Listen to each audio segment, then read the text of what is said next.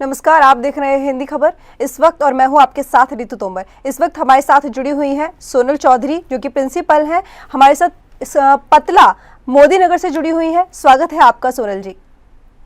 नमस्ते मैम। नमस्ते जी। कोरोना के जो फिलहाल हाल चल रहे हैं उसके मद्देनजर देखते हुए आपने देखा होगा कि इस वक्त सरकार की तरफ से काफ़ी कुछ चीज़ें नहीं की जा रही हैं और बहुत ज़्यादा एक्टिव हो गया है यूपी का जो प्रशासन है। लॉकडाउन भी लगाया जा रहा है और 2 दिन का अब वीकेंड्स पे लगाया जाता है, पहले 3 महीने का लगाया हुआ था। तो इन सारी चीज़ों को किस नज़रिए से आप देखती हैं कि जो भी चीज़ें चल रही हैं कोरोना को नियंत्रण करने के लिए कितनी ठीक है वो?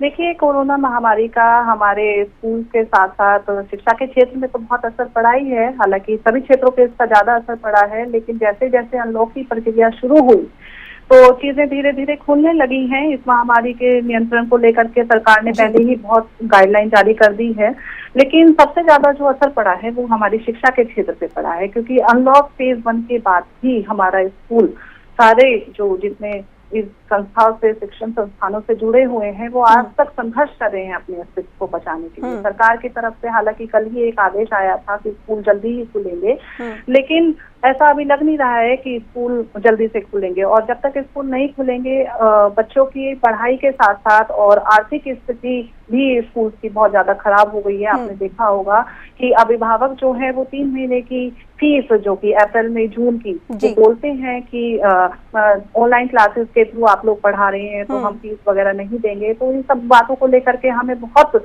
ज्यादा मुश्किलों का सामना करना पड़ता है। खासतौर पे हम जैसे कि पतला आपने बताया है, पतला में है मेरा स्कूल, तो यहाँ ये एक देहात क्षेत्र है। यहाँ के अभिभावकों को मनाना हमारे लिए बड़ा मुश्किल काम हो जाता है। उन्हें समझाना बहुत ही कठिन होता है। उन्हें उनके स्तर पर समझाना कि जिन टीचर्स के थ्रू आपके बच्चों की पढ़ाई हो रही है वो कैसी कैसी विषम परिस्थितियों से लड़ करके आपके बच्चों को पढ़ा रहे हैं और उसके बावजूद उनकी अपनी निजी जिंदगी है और उनकी जीविका भी स्कूलों पर निर्भर करती है। सरकार से मैं अपील करना चाहूंगी कि ऐसी महामारी के चलते जबकि सभी लोग इसमें संघर्ष कर रहे हैं, स्कूल हैं, शिक्षण संस्थान है, जितने भी वो अपने अस्तित्व को बचाने के लिए लड़ाई लड़ रहे हैं। देखिए, स्कूल में ही आज का युवा तैयार होता है जो है। तो मैं वही है कि सरकार से अपील करना चाहूंगी कि हम जैसे स्कूल के लिए कुछ पहल करें ताकि जो है स्कूलों की आर्थिक स्थिति सुधरे और टीचर्स को लगातार उनकी सैलरी जाती रहे। अभी हमने भी खुद से किया है,